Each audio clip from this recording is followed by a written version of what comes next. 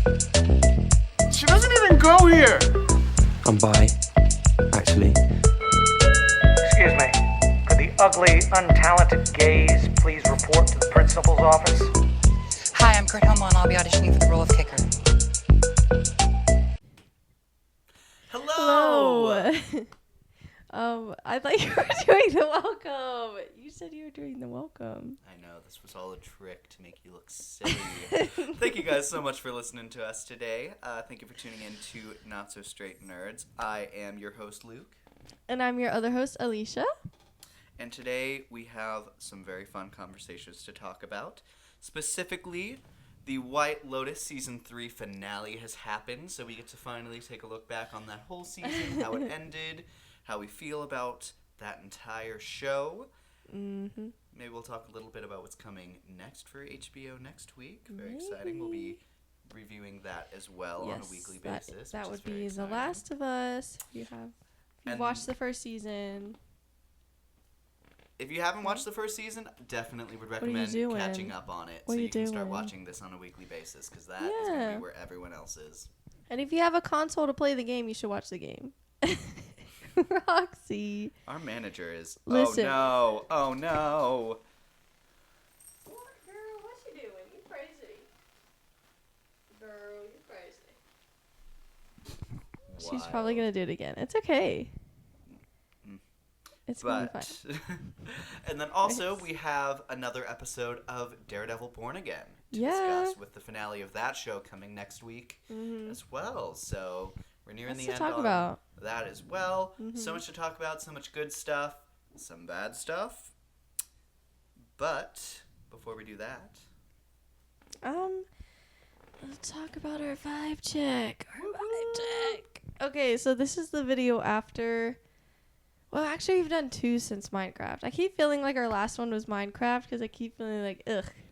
You're just not out of that mindset yet. It's no. The lasting Minecraft effect. Well, guys, I may or may not have re-downloaded Minecraft, okay? Like 10 years later. It's a good game, okay? The game is better than the movie. And you know what? The movie got me to download it. So, what can you do? It's essentially just a long ad. Yeah, basically. It's not a great ad, but it worked, I guess. It worked. Anyways, and it's been on my mind. I'd be interested to see if someone's tracking, like, how many people are playing that game after the movie came out. I'm sure. That would be fascinating to see. I'm sure. I'm surprised we haven't heard about it. I'm surprised they're taking this long to talk about a part 2. I just saw a headline today that said they're in talks for a part 2. I'm like, you should have been in talks for a part 2 the second it was projected to, like, be a big hit. And then, especially since it doubled that, you should have been in the room having that conversation already. Like, that's crazy that they're just now talking about it. But yeah, it's interesting. I've heard some conversations about who they think is the one who's keeping that up, like who's too busy, who is trying to get everything sorted out. Because I would guess not Jason Momoa, the producer on it and starring in it. Clearly, he had a lot of hope behind it. I don't think Jack Black is doing a lot else these days. Not really. I mean, he's got a couple other projects lined up from what I hear, but my guess would probably be the director if I had to guess which one. Yeah. And people love that director. Yeah.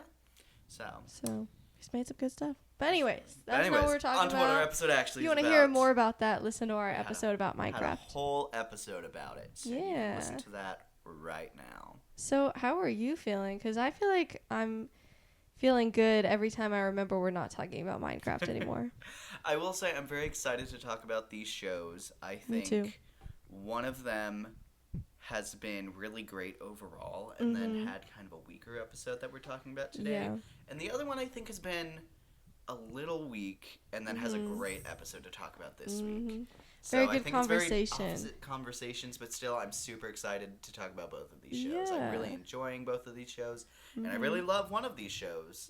So I think it'll be really fun to have these conversations. So with that said, let's hop right into our conversation on episode 8 of Daredevil Born Again Season 1. Yes. So it is currently on Disney Plus for those who are not watching. We especially this episode we would highly recommend you watching if you haven't already. We have a lot of thoughts. Absolutely. Yeah. This is another really high point for this season. I agree. I remember you were talking about how this and the finale are directed by the same people who did the first episode. Yes, and they did Loki. They worked on Moon Knight, like some other stuff that's been pretty good. And this is going to be the team that's currently leading, because it's now filming season 2 of this show. Mm-hmm. Which makes me very excited now. I will say with the first episode of the show, I think you could feel it was packing what was originally a lot of episodes into one episode. And I think you could really feel that. Mm-hmm. I think in the parts where you couldn't feel that towards the beginning, it felt really strong. Okay. And then this episode, I think you can see them dealing with a lot of plot points. Mm-hmm. And I think they just add so much flavor to this show. They handle it much better than it has been handled. The actors are running on all wheels. Mm-hmm. The cinematography is there. The shots look beautiful throughout. Mm-hmm. Really interesting plot line development, and this is where you want your show to be. Yes. And it feels nice to know that this is the energy that season 2 is going to be starting with, hopefully. Mm-hmm. So it just makes me feel. It continues to make me feel like episodes 5 and 6. 6. Those are the other high points in our opinions. Where was this energy? I don't know. Well, and one thing I just thought of while you were talking about that was the fact that what is her name? Angela Del Torres? Yes. Was not in this episode. I was also thinking that in the conversation of all of the plot points. I've seen people trying to talk about how this episode, it really brought all of the plot points together in one location. And I'm like, well, you're missing a big one. Not all of them. Although I will say that whole plot line has been handled very poorly. So I wonder if they probably never had a plan to bring them in, because they don't really fit in this storyline, unfortunately. It's weird because I feel like it's very interesting, but it's very disconnected from the rest of the show. So I'm not surprised that they didn't touch on it, because maybe they're like, this wasn't our plan, and honestly, we don't know how this ties in either. Mm-hmm. But they did a great job on everything else, so I don't know. It's just a shame, and it makes me wonder what's going to happen for the finale. Like, are they even going to be in the finale? I really would have loved to see these directors doing that plot line. Yeah. Like, I think with the lighting and the visuals, I think they could have done an in-suit White Tiger scene so well. Really well. I think, a street-level Black Panther. Like, what a pitch. And then we just never got to see that. Well, and it's hard because they're trying to pick up so many broken pieces in the last 2 episodes, and it's like there's only so much time you're given to do all this. And, I mean, where was she going to fit in the gala? Why would she be there? And so she was so connected to the Muse storyline, and that's And Muse is completely done now. Yeah, so. I think that also ties into my idea that I think it's weird that BB and Angela are 2 separate characters in this season. Because once again, they essentially serve the same purpose. And even then, essentially serve the same purpose. Sorry, I got a little goggly there. Okay. The drama was taking over. I don't know. I feel like they're both very interesting, but if you're not going to give either of them enough time, it's kind of like the Minecraft movie. Exactly like that. With the 2 female characters. Sure if you're going to include a character that feels important, you give them enough time to be important. Yep. I mean, I hope they at least, if they don't bring her back in the finale. Season 2 is filming right now. Season 2. And people were really receptive to the whole White Tiger plotline. So I think that's a great sign for what the creatives behind Season 2 know fans want to see in Season 2. So hopefully that goes over well, and we're currently talking at the same time Angela's getting the suit on. Hopefully. So who knows? So I feel like we've talked a lot. I think not a lot of it has been spoilery yet, so we're going to continue with some non-spoiler talk. Yeah. So what are some pros you had about this episode? Okay, some non-spoiler pros. Well, I guess if you haven't seen any promo whatsoever for this episode, like trailers, like anything for this episode, if you haven't even clicked on the episode and saw what picture they put, I guess this could be a spoiler. So you've been warned, but it's like a character coming back. You'll know immediately 5 seconds in, and it is on their advertising material. Yes, so the second you go towards that episode, you would know. But anyways, just in case. Bullseye coming back. I was very excited. He's a very interesting character. And I am so glad to see him come back. More And the way he came back with the blue with a flower out the vengeance. gate. So cool, so cool. If you are confused why there's a blue flower and then it zooms out and you realize it's at a prison and you put 2 and 2 together, watch the rest of the episode. They use blue a few more times and it's really cool. I like that they started with a subtle blue detail and then like later they go on and do like the whole screen is blue. Well, I love that for him. What they do in this, because they with his character and what he does in this episode, they do a lot of awesome things with the lighting. Yeah. Which is same with Daredevil too, with the red and I love lighting at the end. comparison. And I think it's really interesting because they seem to use the blue light whenever he's honed in on something, which, considering the whole point of Bullseye is that he's incapable of missing a shot, I think that is such a cool... It's almost what people think the radar sense should be looking like, and I think maybe this is a sign we could start getting that. Maybe. Now that this is the team that's cooking. Well, because that was also the team in the first episode that had that really cool scene of Matt using his powers, like with the aspect ratio changing. They kind of do that awesome. in this episode as well. Later on in the gala, they like warp the camera. It looks like it's turning circular, which is really cool. I don't know. I like it. They do a really good job at using his powers, and then that transferred to Bullseye as well. So Yeah, absolutely. I'm excited. That's fun. Nice. Especially if Punisher ends up being in the finale. She's supposed to be, but we'll see. He was supposed to come back at some point. It was supposed to be a whole thing that he was supposed to have this season.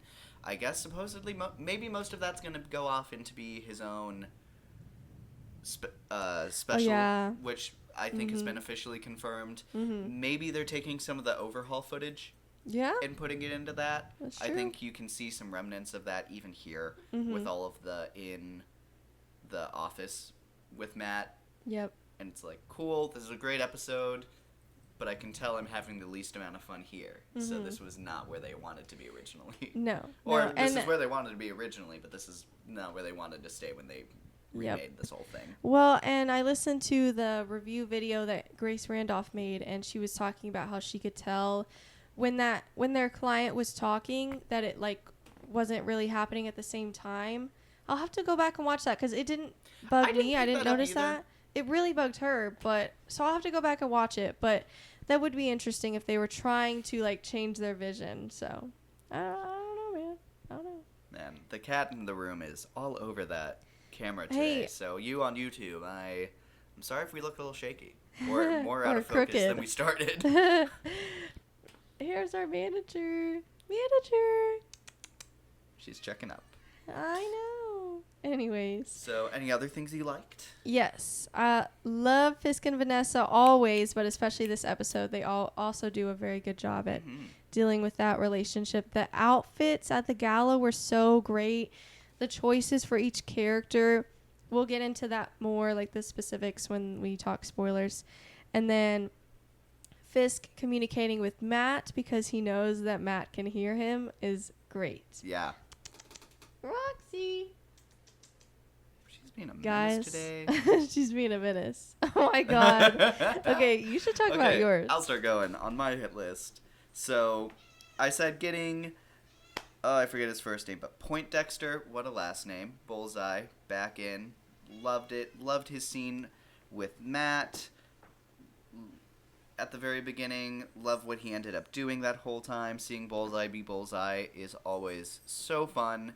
And let me make sure I get this actor's name right, but his actor is so great and adds so much charm and personality to this, He's great. He's perfectly cast. like, sociopath. It's so fun to see him every time. Wilson Bethel.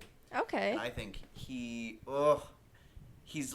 farming aura, if you will. Okay. No, he is great though. He's great at what he does. Yeah. And then He's like the Punisher. Like they do really well at casting their villains. Yeah. So far. I completely agree. Yeah. And then we were saying that the main event of this, the black and white mayor's ball, it really converges a lot of the plots that you've seen throughout this whole season. I think you're officially caught up on everything that the current people wanted to have in their show. Yeah. And they've officially kind of flaked off or shook off some of the excess plot lines Yeah. that kind of got shredded by the time it got to them, and they were able to kind of control where they wanted to move the show going into season 2. Yeah. I think you can feel that, like I said, no White Tiger, no Muse, which is where we've spent the most of our season so far. Unfortunately. I think maybe that's a problem. Personally, my thing is you spend so much time in these little pockets covering these things, and now it ultimately amounts to nothing. And it could have been something else. It's such a shame because both characters were so interesting, and even like the court scene, most of that episode was very interesting until the very, very end when it amounted to nothing. And then Muse finally started picking up in the very next episode. We know what happens. Yeah, we know what happens there. So it's just a shame because these characters were essentially wasted on plot lines that didn't go anywhere. And then now they're having to pick up the pieces everywhere else. And it just leaves the season feeling very scattered and all over the place. I would completely agree. Which sucks because you can tell that they had such a great vision. They just didn't have the time and the budget to totally redo it. So, but I mean, again, this does make me excited for season 2 to see what they can do with the whole season's worth. Because if they can do, I liked episode 1. So if they can do a majority of that episode, if they can do a good job, and then the last, well, I guess we haven't seen the last one, but at least this one was really strong. I would be surprised if they dropped the ball after going 2 for 2 so far. We'll see. After White Lotus, it makes me nervous. That's a great point. So, but, anyways, we'll talk about that later. With the converging of the plots, I really like there's one shot in the ball where they kind of take a one shot going through a bunch of the different characters that are there and kind of picking up on some new revelations now that everything's in the same place, and I think they did that really creatively. So just a lot of great stuff. I agree. Loved BB had a real turn shift. Thank goodness. Finally, she 2 episodes deserved before the end. that shift much earlier. So really enjoyed seeing that. Fisk and Vanessa, they are now one of the best MCU power couples, I think, officially. I agree. I think we were both saying like top 10 MCU honestly, couples. Probably in the top 5. Yeah. Honestly, probably top 3. I think. Because I mean, it's not a very high bar. You have Wanda there are and some Vision. Pretty iconic ones. Yes. Well, like in the MCU, you have Wanda and Vision. You have Fisk and Vanessa. Maybe that should be one of our games. Is like rank the MCU I think for couples. Our next episode, we should create the finale. That would be fun. That would be really fun for us to do. I agree. So we'll be doing that and see what we kind of come up with. So really fun seeing them. They kind of worked through their issues and they're officially kind of feeling like they're on a blank slate. Yeah. Some cool scenes for both of them. Some cool reveals. Some shocking reveals for some. What? So really cool, really awesome work to see them on the same page again. I agree. So, and then there's this ballroom dance scene, which I think is awesome. It's between Vanessa and Fisk and Heather and Matt. So much going on there. Love and then all of it that. Intertwines, and we'll talk about that more later, which is very fun. Then the lighting in this episode is amazing. So pretty. And this is just the energy that you really want to see moving forward. I would say it's I would say personally, I think it's very different from the energy from the bank scene, from like the bank episode. I think that was a huge high point for the show, and it doesn't feel like it has that same energy. You know what I would say? I think that is like peak original Netflix energy. Okay. This feels like the peak MCU. energy of Daredevil now being in the MCU. Yeah. I think they're very different. I think they're both good, for sure. And I would still say the bank episode's probably still my favorite. Okay. But I think this is the energy I would want for an overall season of the show. So I'm very excited that that's what we're going to continue with into season 2. I feel like take a shot every time we say going into season 2.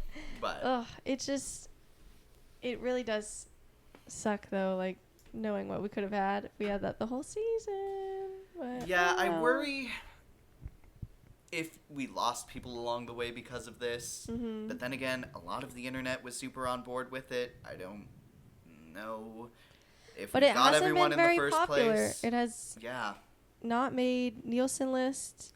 I'd be interested to look back and see how good the original show was on its debuts for its season. That's true. We'll look into that for the finale episode. Sure, I'd love to look at that. So, yeah, I basically had the same thing. Matt makes a decision very interesting decision towards the end that I think is perfect and very, very interesting. It makes the finale seem a little interesting. How are they going to navigate this? And I'll be more specific with that in a second. But I don't know. I like it. I like a lot of the choices this episode. Even the characters that annoyed me, like they were at least a little more interesting Looking this at episode. you, Heather. I think Heather was the most interesting she's ever been. Yeah. I think this is the only argument she's ever made for staying, and honestly, that's only for half the episode. So Yeah. I continue to think Heather maybe be a little bit of a better character. Yeah. But for part of it, you're killing it. Yeah. She looks great in her ball dress. She does. She's very pretty. She's very smart. I don't know. I will say I was annoyed by her in this episode, for parts of the episode, especially the argument she had with Matt, and we'll get into that in a second. But I was told to look at it from her perspective, and that does kind of shift my opinion a little bit. It doesn't make it any less annoying to watch as a viewer, knowing all the information. And it is hard because like the internet will take any chance to hate on a female character. But I don't know. It makes for a more interesting conversation, and we'll get into that. My thought is, and I do want to have a conversation on that conversation. It's not as invalid that I think I would originally say. I think the show could have constructed it in a way that could have been more valid. Yeah. But it is a valid conversation in general. Maybe not in her case. Yeah, it's hard because I still don't think, even after looking through her eyes, basically, I still don't think it's completely valid. I do think she's partially influenced by what she's heard from Fisk, and I think that has created a conflict. It's commentary, I think, on a lot of what we're seeing today. Yeah. And so I think in that vein it's interesting. I think sometimes they're a little subtle on that note, so it feels more They could have been more clear on that. Yeah. Well done. Well, because then again, like, we haven't seen several scenes. We've seen a few scenes with her and the therapy sessions with Fisk and Vanessa, but now they don't need therapy. Now they're great. So I wonder what that means for her. I know. I don't know, man. But we'll get into it. So, any cons? My cons are where the very last thing that happens, I think, puts us into a weird place going into the last episode. So I'm interested to see what the start of this next episode is. Yeah. So, and then Matt, it always was, but now Matt being a lawyer is just so the weakest part of this show. And it's interesting because that was such an important and I think really interestingly done part of the first Daredevil show on Netflix. I think the way that the cases that they were taking would be incorporated into what Daredevil was doing. I think that was so clever. I think that was so important to the show because the whole pitch of Daredevil as a character is he's a lawyer by day, he's blind, and he's and vigilante he's a lawyer. by night, so that he can make up for what the justice system can't catch. So I think it's hard because this show, he was Daredevil, and then something happened, and he lost faith in being Daredevil, and so he leaned so heavily into being a lawyer, and then that didn't work several times, and then so now he's totally leaning into Daredevil, and there's just no balance there. So it's frustrating as a viewer, even if that is a realistic thing that could happen. I really hope they go into season 2. That's the only thing that I'm worried about, is I really want them to nail the fact that he is both. That he's a blind lawyer. Who's also a vigilante. But he's also a vigilante who's blind and has a law degree. Yeah. We're making fun because that's the exact description. And then one of our dear friends, Katie, she wants us to name her by name. Love you, Katie. She made some joke of oh my God, he's blind and a lawyer or something. I don't remember what the joke was. With her asking what the show was about, and I was like, so it's about this lawyer, but he's blind, but he's also a lawyer. Oh, and it's also really important to note that he's blind. And so then every time she kind of comes in, it's like, what's happening? And I'm like, oh, so you see that guy? So he's blind, but he's also a lawyer. He's also a lawyer. So that's our running joke for this show so far. It's great. she like walks in on Muse draining someone's blood out of their body, and it's like, what's happening? So he's doing this, and then the guy who walks in is blind so and he's is a blind. lawyer.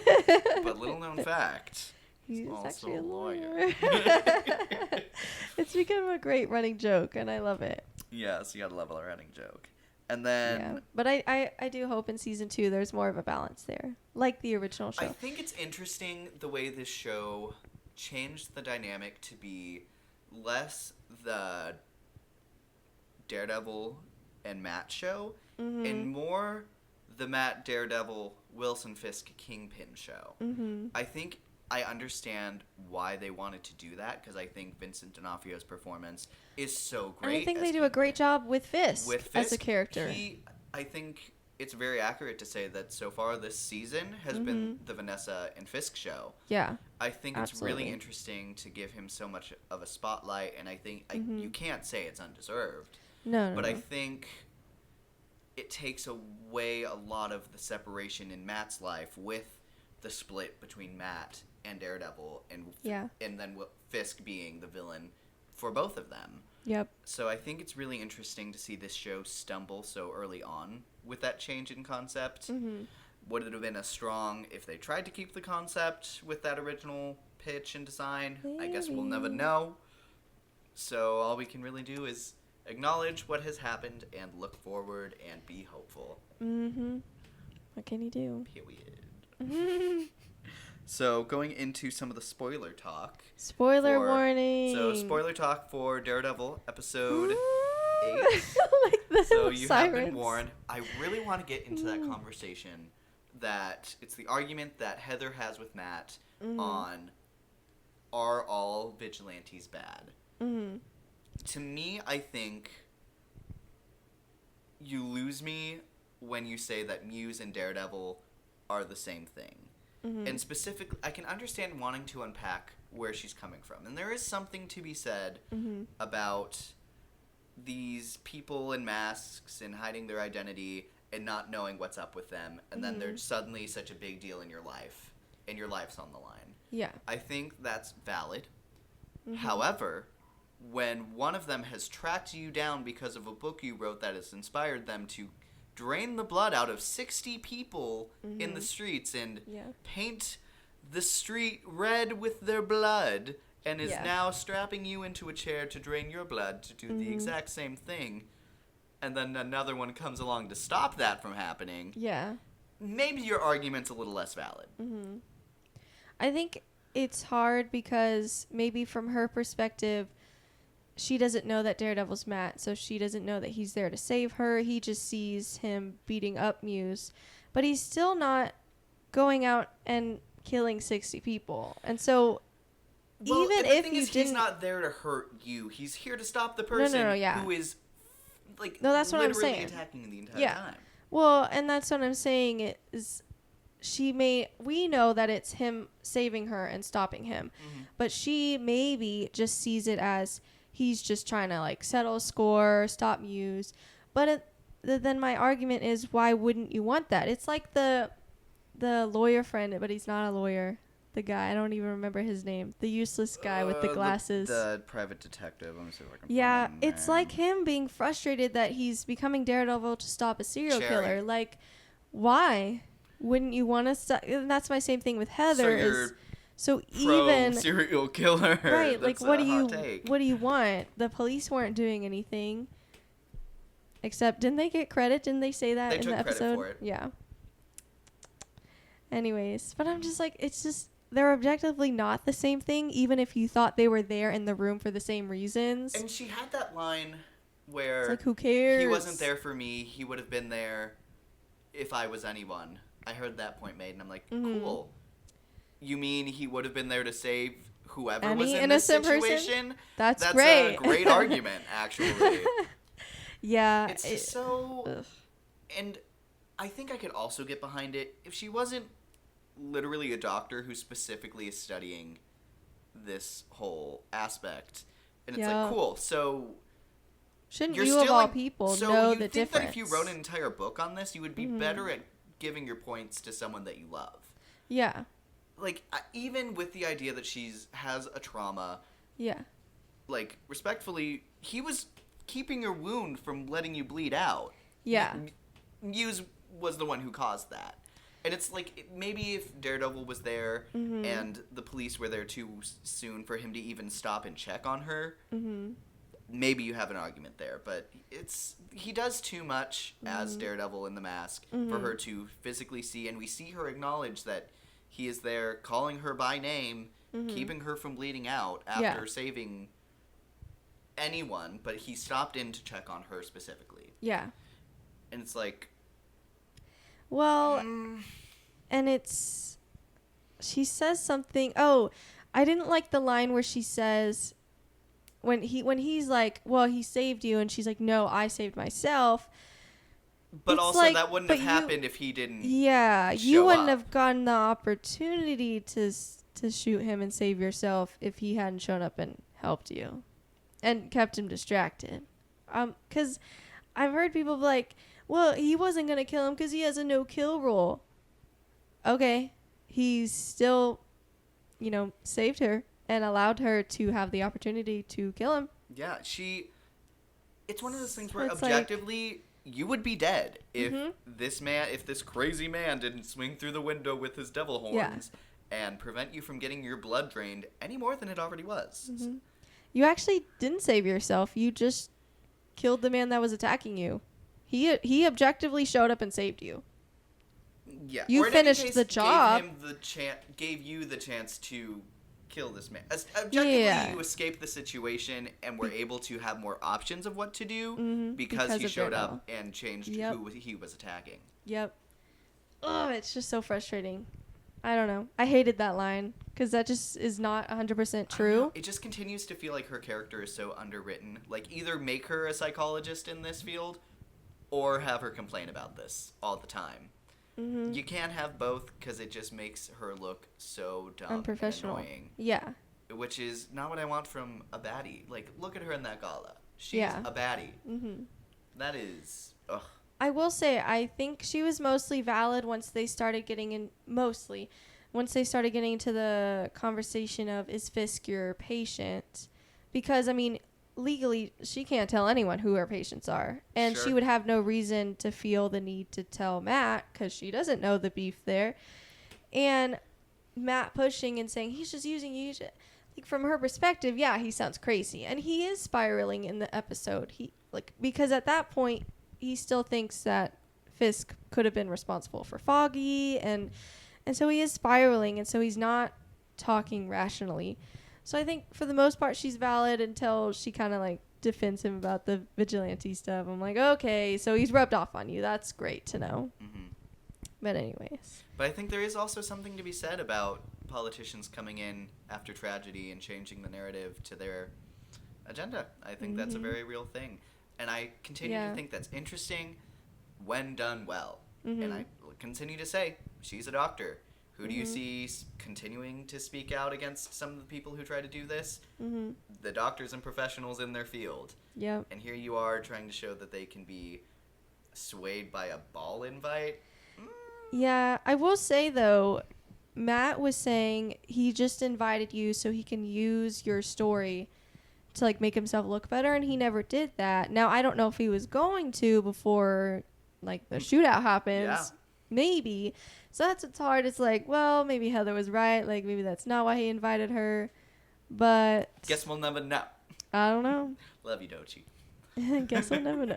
Love her. But speaking of, I want to transition real quick to Bullseye. How are we doing on time? 34 minutes. Okay, so we have a hot second to keep talking. Yeah. So Bullseye was great. Bullseye was great. Love seeing him. Sometimes your baby girl is someone who could kill you with a paperclip from 3 miles away. Yeah. Love him, and he killed it this episode. With the tooth, so well done, so like brutal, killing that man with the fork, with the sniper, and I saw someone. She was like, "What happened to the fork?" I'm like, he used the fork on the guy who had the sniper, and then took the sniper. I thought that was obvious. Anyways. Yeah. And then... It's fine. If it wasn't obvious, that's what's happened, is he used the fork on the actual sniper guy. And then he gives us that beautiful shot of Daredevil holding Matt, who took a bullet for him, with his blood Kingpin. on his Kingpin. What did I say? You said Daredevil holding back. He's holding himself. Well, by the end he was. Sometimes the person behind you is you. Well, because Kingpin just kind of dropped him. So very cool, Anyways. really awesome shot with the red blood on his white suit. Mm-hmm. I think it's interesting to look at him saving the mayor outside the vigilante mask. Yeah. What's the difference if he's wearing the mask or not? I Mm-hmm. don't know. It does raise some interesting questions. Is Heather going to figure it out? And Bullseye, for that matter. Because he saw that. Well, the thing is, there was conversation about whether Bullseye knows he's Daredevil or not. Mm-hmm. Inherently, no. He doesn't ever Not that we have a know point of. where he finds, or he's told, or is in a conversation where Fisk and Matt are talking about it. Yeah. And then there was a whole article on all of the people who know that he's Daredevil after episode 1 came out. And the point was, clearly he knows Matt's Daredevil. Why do you think he killed Foggy? Well, now this episode proves that's invalid because Vanessa hired him to kill Foggy. Which actually brings me into another point. I loved that reveal. I love that so reveal. much. So great. Love Vanessa being a baddie, taking one. So perfect. And it works makes because sense. Fisk didn't know, so he was never lying about it. There's such a layer there. I love it. But here's where I'm a little caught up on. Okay. Season 3, the finale. It was, I can't remember if it was their wedding, but it was essentially their big party about coming back together with Fisk and Vanessa. And Bullseye drops in to kill them, to kill both Fisk and Vanessa, because Fisk had killed his stalker-y girlfriend. Right. I had thought about So why would he work take for a job Vanessa? for Vanessa? That's my only question. I mean, but that's such a great reveal that I have full and it's very confident. So I'm sure they have. Comes to mind. I really hope they have an explanation for it. Oh yeah, obviously, and that's what I was gonna say is they're so confident in that reveal. Like, of course they have a reason. I don't know if we're gonna find out in the finale or what's gonna happen there. Mm-hmm. We'll see. And I wonder if Karen knows. Well, not if she knows, because she doesn't. But I wonder when she's going to find out that it was Vanessa. Yeah, because I've seen people think she's going to come back because we've seen some shots of her in the trailer that we haven't seen in the show yet. Okay. So maybe she comes back.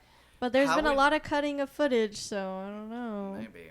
And then I hope she comes back. Adam is dead. I think we also just need to point that out. Loved that whole scene. Loved when she's looking at Kingpin and she says sorry and then she shoots Adam. We immediately clocked that she was talking to Adam. Yeah. Ugh, I loved that scene. So great. I wish I was able to. I wish I felt like this was something that came out of their therapy scenes with Heather. Like it feels like it was great on its own, and it didn't it didn't rely on any build from those scenes, which I think is unfortunate. Yeah. Like, I really wish that if you were going to take the time to have these scenes, I wish they felt more impactful to the overall story. Yeah. Like, maybe it taught Fisk to open up to Vanessa, which would have caused him to open up and tell her about Adam, and then she decided to trust him and be with him. Also, just one of the therapy sessions could have had that quick conversation, and then that would have been also great. I think it's important to also say we officially have on the record she set up Luca. Yes. So that's Thank goodness. nice I can't clarification. believe so many people were thinking that she set up Fisk. Yeah. You're funny. With Luca, of all people, you're funny. So I think Disrespectful to to think wrap up Vanessa's this dumb. conversation. Yeah. So finale predictions. Do you think? Wait. I also wanted to point go out ahead. the BB reveal. I love that she's smart also now. Worth bringing up. And then And it's no one is going through more than her for having to suck up to this asshole. I love And I love the reveal that she has so much more initiative than we inherently have any reason to believe that she has. I heard that apparently some people feel bad for the guy because, like, oh, she's just using him. Are you stupid? One, we're not supposed to like him, so why would you care? Well, That I feels think, to be fair, I think motivated, a lot of and I people hate can that. see themselves in him. That's what I mean. And Is I feel like this is a little motivated on a couple levels, and I hate that. But also, he's also using her. He says that in this episode. Yeah. So who cares? they're mutually using each other And to get something out of it. And she has way better motives than him. yeah. So, shut up. Anyways. I don't know. And I continue to think he's not doing great. He has No. some great lines this So episode, miscast. but I continue to He think... had great lines, last Yeah. episode? It's just the actor. He's so miscast. I'm not going to go as far to say that he's a bad actor because I haven't seen him in anything else. He's not great in this role. He needs to not play roles like this. Absolutely not. So, anyways. So, any predictions going into this last episode? I Honestly. think I would love if Bullseye happens to get a costume that's fitting. That's I think true. It'd be cool if he came out and rebranded. Mm-hmm. Although, I mean, the same people that worked on the first episode with that bad outfit are working on these two, so... Well, but maybe that's where their thing is like, and now he comes out and he's reborn. Okay. He's born again. What? Maybe. What? What? So I think we have to see Punisher again. That'd be I'm going to be nice. very annoyed if we don't see Punisher again doing something. Yeah. Probably going to lead into his own special, Mm-hmm. which will be exciting. Yeah. Maybe we see Karen again. I think that'd be Maybe. exciting. Mm-hmm. Maybe Heather. Do you think Heather stays for season 2? I don't know. Because they seemed on the verge of breaking up, but then now he's going to be in the hospital, and I don't know what's going to happen with it. I could see, if they don't break up in this episode, I think she's going to be in, like, most of season 2. Interesting. Because I can also very clearly seeing them have an out now. Where it's like... No, yeah, and And that's... I kind of hope they take the out or completely revamp what her character is in season 2. I just really, really hope they don't have her break up with him at the hospital. Because, I mean, No, people I are think going to Matt tear breaks her up with alive. him. With her? With her. Yeah. I hope it's him and not her. I hope he lets her go, basically. Yeah. Because he knows that they're just not going to work. Because if So- she does it, she's going to get ripped to shreds on the internet. Yeah. And maybe as she should. Cause And you know what? I who don't breaks feel as up- sympathetic for her as I do for some of the characters Yeah. that fall into that trap. Yeah. But anyways. But, yeah, I so don't we shall know. find... And the ultimate question, do you think they are secretly keeping Foggy alive somewhere? I don't know. I'm kind of in the boat of I hope not. I've heard like comic storylines of how they could do it, and it could like make sense, but I just wouldn't My like thought it. is they have to have a really good reason about where he's been. Yeah. And why Matt would not have been able to figure it out. Yeah, and well, I mean, he just now figured out the whole thing is like Vanessa's keeping him in witness protection, so then he wouldn't be able to escape that. And then Matt just now figured out Vanessa, hired his death. But I don't know. I just feel like then where does that leave us for what Matt went through this whole season? What is it for? So I don't know. But then again, I think having the full ensemble back for season 2. ugh, I think know. that It's like I really inherently want sounds Foggy really back, strong. but how are they going to do it? But also, a lot of people didn't like the comic storyline for basically what was Spider-Man No Way Home, and that was great. That was a great movie. So they could adapt it and change it in the ways that they need to make it good. And I have a little faith in these people. I mean, I need to see the finale, and then I need to see, like, part 2, or season 2, but... Anyways, I have more confidence in them than the other people. Absolutely. Also, I think worth saying that this current episode is tied for the highest rated episode of the season. Okay. At a which 9.2 is out of 10 on IMDb. 9.2. Tied with... It was really good overall. I completely agree. And it is tied with...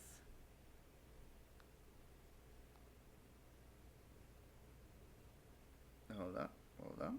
Wasn't it like the last episode that was the highest?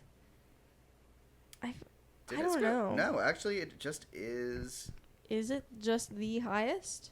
It is the highest, actually. Okay. I 9.8. can see that. And I feel like I'm not mad about it. I agree. I really liked... Because I feel like for their vision and what people would want out of the show, that's This is what fair. This is an episode of what that show is supposed to be. Yeah, and a good episode. What Absolutely. that should be. So, So, yeah. yeah. So, finale is this next Tuesday. Make sure to stay tuned to us to hear Yeah. our finale breakdown and then how we feel about the Talk series about- overall. Yeah, and we're probably going to combine The Last of Us as well. I don't know. We may not, but we've done that so far with the Sunday, Tuesday thing, so we'll see. We'll see how that goes. But then what do we do after that? I don't know. What's our Tuesday show? We'll see. Nothing. It's okay. We'll find something. We shall. But Because Andor is soon, too. yes, Andor is later. So this month maybe as it's well. that. Okay. Okay. But Anyways. moving on. Okay. So, White Lotus. White Lotus season 3 finale. Ah. So there is so much to talk about, and it's going to be really hard not to spoil the specifics of this last episode. Yes. So we're going to give some vague thoughts about the whole season first Yeah. that are going to be a little non-spoilery. That'll probably be pretty quick because there's so much to talk about. Yeah. So overall, as a season, I thought, I'll go ahead and share my thoughts on this whole season. Yeah. I think it is the most compelling week to week that I think this show has ever been. I agree. I think the character work is really unique to this season. I think it picked a really fun theme and a really great location. The location was great. The location was great, and I love the themes of spirituality and beliefs and Yep. the way they kind of reflect that across all of the characters. Mm-hmm. I think season 1 was a lot about, I would say, and I remember season 1 the least, but I would say kind of like how you view yourself and kind of like self-worth. Yeah. Because they had that whole storyline with the girl that was not rich visiting with the family that was, and that whole conflict there. And Yep. that And was then very interesting. The brother who was out on his own doing his own thing, the girl Yeah. who was trying to be a writer but married into this guy who wanted her to be a housewife. Yep. There was Belinda trying to Make suck her up business. to Tanya to start a business. That ended up not going anywhere. Tanya didn't have any self-respect when she was going after Gary. Nope. And so I think that was a huge theme for that show. Season 2 Yeah. was a lot about attraction Couples, and yeah. sex Mhm. and what that can do to people Affairs, and yeah. relationships, and that was a huge thing there. So I think this is a great topic in that line, and I think it's executed the strongest. I agree. I think because every season has commentary on the rich, but then they each combine it with something. The sun's setting. I'm giving it some extra lighting. Yeah. I like what they combined that with this season the most out of the 3, which is spirituality. I think that's very interesting. I think they explored it very well. Yeah, I really have no complaints about that. Yeah, I think. I would have given this show like a solid like 9 But before that the ending- finale. I think Ugh. it's really upsetting to see the ending kind of so clearly trying to like take a hard left, Surprise so the audience the is more viewers. surprised instead of happy with where the characters concluded. Mm-hmm. I think it's unfortunately kind of what we just kind of have to expect from Mike White in the show. Yeah. I don't remember feeling as harshly jolted as I did this season, though. Mm-hmm. Well, because it just didn't make any sense. If you're gonna do a jolt, you have to make it make sense.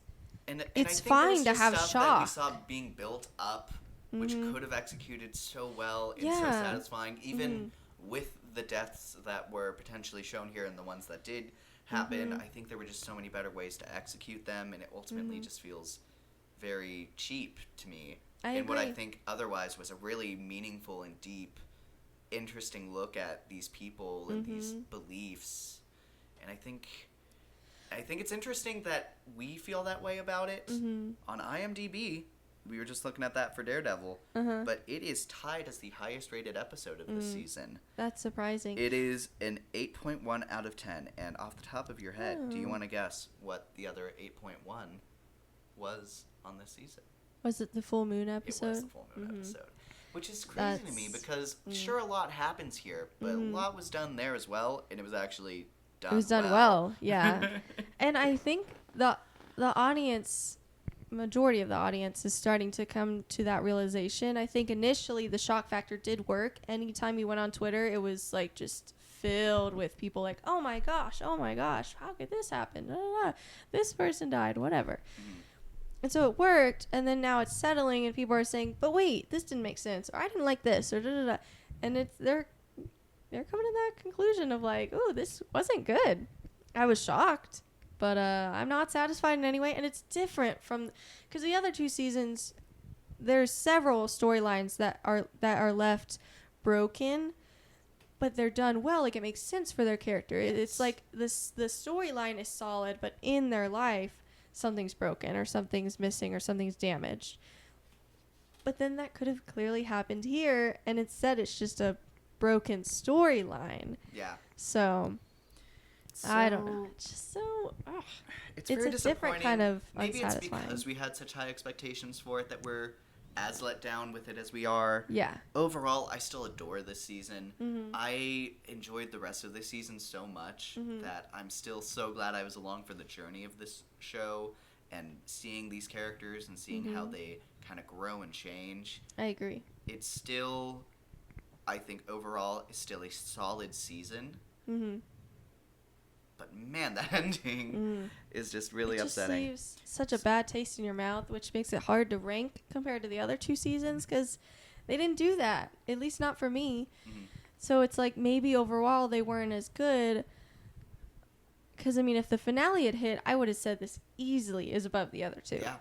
But then that finale, and it just makes it really hard. I would go as far. I think it might be easy for you to agree. I think this is the worst finale of the White Lotus yet. Oh, it's definitely the worst finale, and it makes me kind of want to put this last in the ranking. Almost, I don't know. It's very hard because everything else is so perfect. It's so great. So I don't know. I just think it's so bizarre how far off the mark this episode is for us. Mm-hmm. When I was surprised to read that some people were finding the season boring overall. I heard that too, and was I surprised. really kind of don't get that. I feel like it's Because it garnered so much conversation each week. I felt that way about season 2. I Okay. think season 2 felt a bit slow, really slow in the middle. Okay. Like there would be one big reveal towards the end. Everyone else is just kind of showing more examples of stuff they showed in other episodes. It's a fun cast, so you kind of sit and watch. But I remember I was able to binge the first season after I'd watched like the first 2 episodes of season 2, and I needed to see what happened next in season 1. Okay. Season 2, I would remember that an episode dropped later on in the week and be like, oh, I should catch up. And then I would. And that's why, before I had mentioned, I kind of think season 2 ultimately is better, but it gets so slow that I rate that in season 1 on the same level. Yeah. So I think they're that's right fair. next to each other in quality. And then here, this one is with, I think, so much Almost interesting perfect. stuff week to week. And I really can't fathom thinking any of it's super boring because it's so, I agree. I don't know, it's It's so just wild to interesting. me. I think it's a lot of things you don't see in a lot of other content. So it's a lot of pretty original, or at least definitely not super explored territory. Yeah. And the cast kills it this season. It's so, I don't know. I really couldn't imagine why people would call it slow, especially No idea. unless it's their first time watching this show. Okay, so they don't know the Maybe vibe. they just don't get the vibe of it. Because you don't have to watch the first 2. I mean, you might be a little confused with Belinda, but I feel like for the most part, you know everything you need to know. Yeah, because these are. It's not a limited. And then Greg, it's an I guess, anthology but- series, so Yeah, it just yeah. picks up at a different location of the White Lotus Hotel, and it just tells the stories that are there. And Yeah. I think what a great pitch. Love the idea I of this agree. show. Still gonna be so excited to see season 4 and however long the show goes. I With an agree. anthology, it can go on as long as it wants to, especially with the high number of actors that want to be on this show and involved, which I think the show continues to prove Set a good that this is where you example want to and- be as Absolutely. an actor. So, It's great. Such great performances. for sure. So, Want to just get into the spoilers? yeah, we're going to go ahead and get into our spoilers. So, this is going to be our spoilers for the finale of The White Yeah. Lotus Season 3. Also, going to be harkening back to a bunch of the other stuff in the season. I know you've heard us talk about how we didn't love the finale, but I cannot stress enough personally. I adored this show Me too. week to week, and we watched it week to week, and we super enjoyed it. I can only imagine how fun it is as a binge. Yeah. So I cannot recommend this show enough. It is on Max right now. All of the episodes are there. Please, please, please watch it if you have the opportunity. It is just such a fun and interesting ride. I agree. So Let's just get right into it. Do you want to start us Absolutely. off with your pros? I would love to talk about my pros. You only have so 2. I only have 3 yeah, though. unfortunately, I don't have a lot of pros for this finale. Yeah. Overall, this season, I could not speak higher. Oh, The absolutely. cast It was is like great, quite the opposite. The writing is great. The place looks awesome. Mhm. So for this finale, my 2 pros are the ending of the girls' trip. Yeah. I think Ugh. That was kind of like a left turn that was a went left really turn, but well. That was done really well because you have this whole scene. You see them come in with, and you're like, are they really having this energy the entire trip? And you see so quickly them go and like start forming the cracks that we talk about in their relationship, and we bring that up so often when we talk about this show. Yep. But you see it build and all of this resentment build and them talking behind each other's backs, and then it doesn't. I would say it comes doesn't to a even head. blow up, but it comes to a head when Yeah.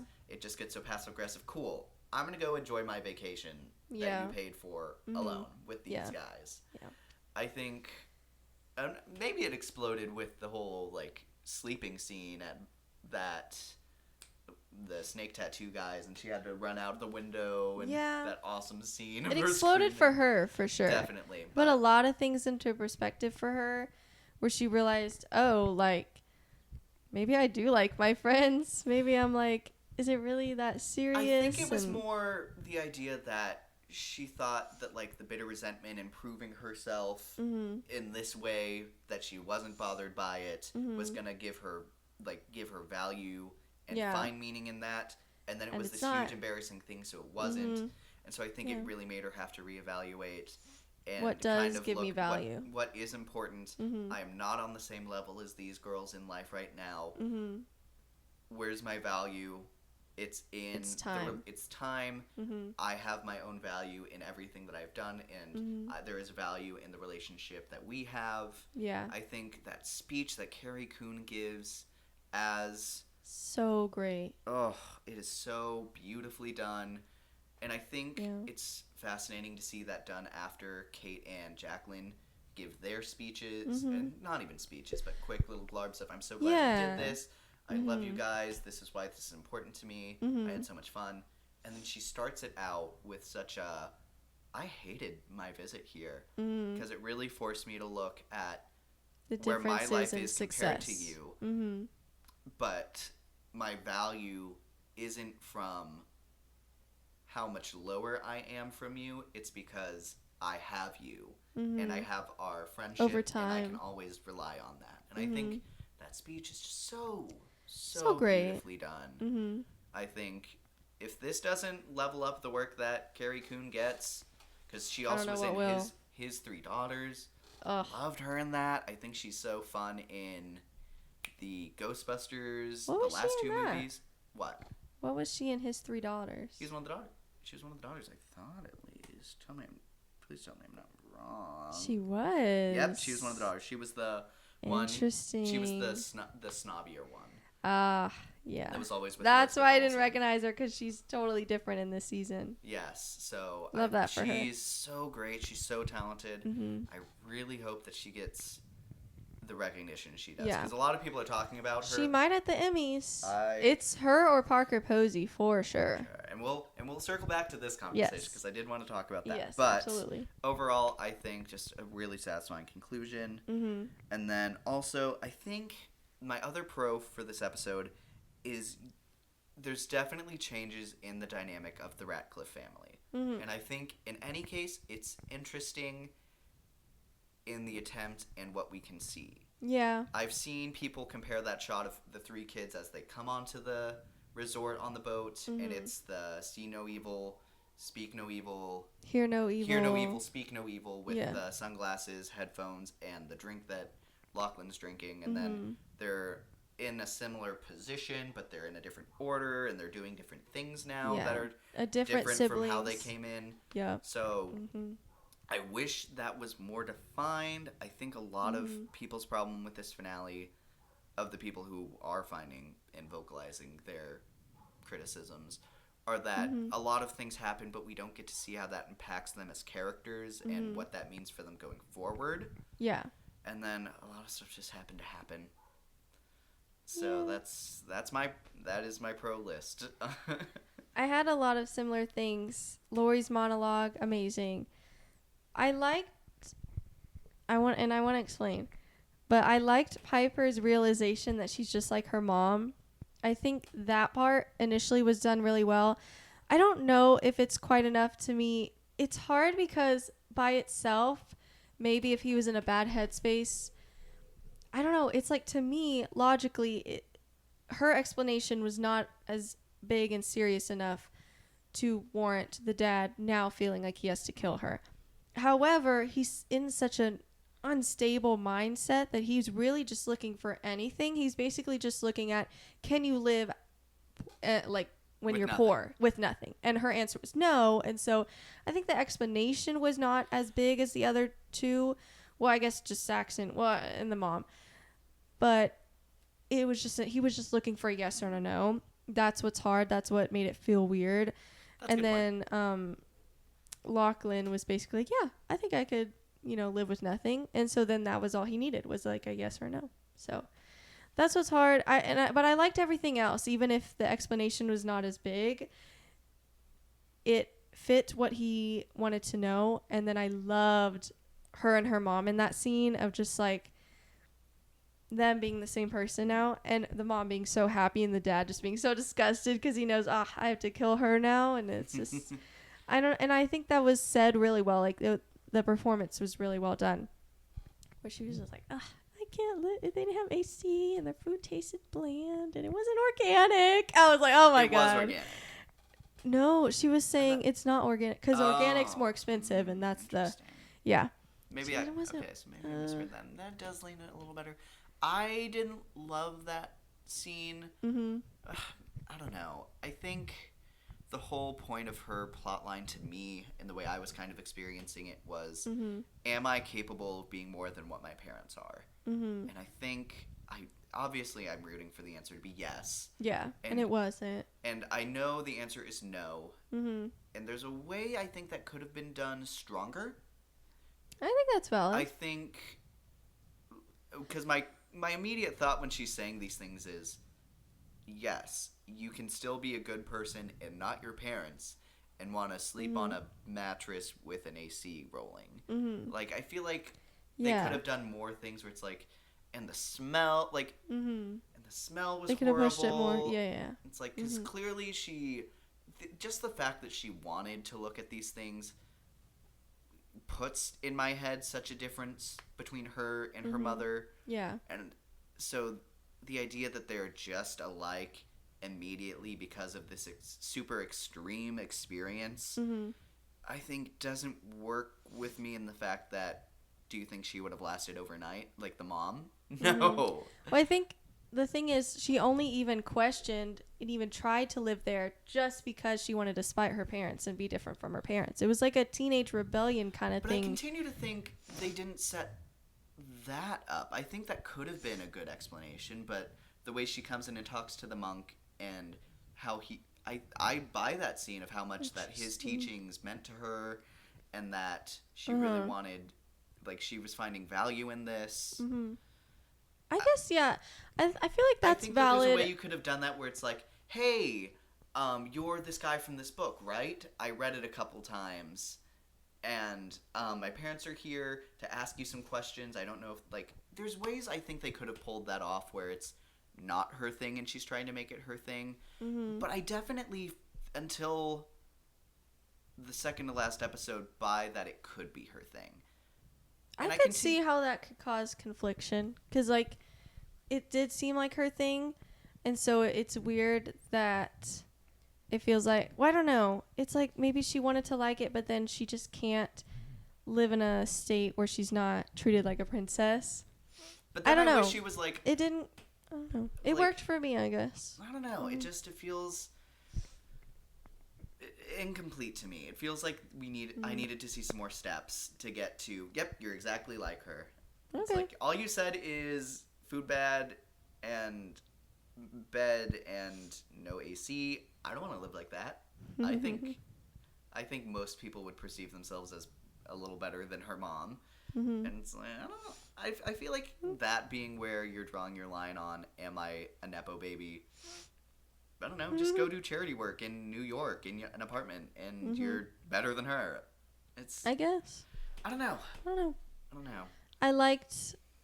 I did like though that the dad went and talked to the monk, and then he was really trying to save Piper, and then to just hear that it didn't work was, I think that really worked for me. I was like, his part of really that cool. scene I think works really well. Yeah. And I think with the idea that this season is about belief, I think the idea that you want to back this idea so much, you know so much about it, and the practices of it, and you're finally there, and you can't commit to it. I think that's a really interesting idea. I wish I felt better about it overall. Okay. But it is a really interesting idea, and the idea that she ultimately, while having these like big ideals and beliefs she thinks she supports, ultimately not believing them hard enough to enforce them. I guess that's an interesting idea, and I guess maybe I have to sit on it more. But I don't know. It's okay if it doesn't work for you. I think sometimes it will, sometimes it won't. I think especially with that being her arc and Lachlan's arc being, are you going to be more like your brother or more like your sister? I think it feels weird for his sister to ultimately end up being worse than Saxon by the time they leave. And I think that's the point, is it's interesting to me that the whole answer was that you should just be yourself. You shouldn't be like them. And so the fact that they switched, and that was so confusing and off-putting, and then he, spoiler, dies and comes back to life. It's so like, where does this leave him? And I wish there was more follow-up to that, because that's such an interesting idea of like, well, I tried to be like both siblings, and now they're totally different.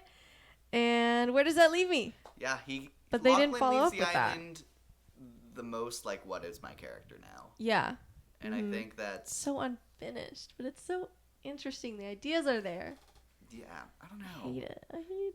And then I think in this conversation we have to talk about that damn fruit. The suicide fruit that actually doesn't kill anyone ever. What do you mean? And you know what? Suicide fruit. What if the suicide fruit wasn't even the reason he threw up? What if it was just the bad coconut milk that was sitting out all night? Yeah, the fact that he was mixing protein shake with pina colada. Dude, you gotta rinse it out. Because it's just so insane. And we don't see a lot of people talking about the fruit, and the fact that I don't see anyone talking about it. Everyone in the Ratcliffe family had they didn't drink the whole dang thing. But they had a few sips. At least 2 or 3 sips of that thing. And they woke up fine. They didn't wake up and he made it pretty potent. Upset. Like, he put a lot of seeds in there. And they didn't even feel sick. And it was enough for them nothing. to smell it off the drink from the top. And taste it and say, this tastes weird. So then he could use the excuse, the coconut milk must be bad later. It's like, if it's affecting it that much, but then doesn't even give you a small stomach ache, anybody? Wild. And then it doesn't even kill him. He drinks the whole thing and he just throws it up. And my thought is, cool, so did the people who did this to kill themselves, did they put it in a gun and then kill themselves, and that's what they meant? Yeah. Maybe that's what they meant. They actually just bash themselves over the head with these fruits. So they're poisonous. I'm like, what do you mean? Man, what do you mean? Just is so either commit to this or don't. Yeah. This is or explain it later. We really expected last minute for the woman to come back in and be like, "Oh, this is it's fine. I was thinking of a different room." Yeah. Or you have to eat a ton of these fruits, binge on them or something. Yeah, it's you have to have a set, eat them over time and they kill you. It's There's so many things they I guess could have done, but but then they didn't. And so it's just okay, I guess we're not going to talk about the fact that they're not suicide fruits, even though you spent several lines talking about how they're suicide fruits. And then the whole thing of him of the scene of him dying in the water, harkening back to the dad's conversation with the monk of, we are all born a drop from a crashing wave, and then we start declining back down and we enter the ocean we came from. It was great until he came goes back to into the life. ocean, and then he stills, and it's this beautiful scene of him seeing the god or the other side and those people standing above the water.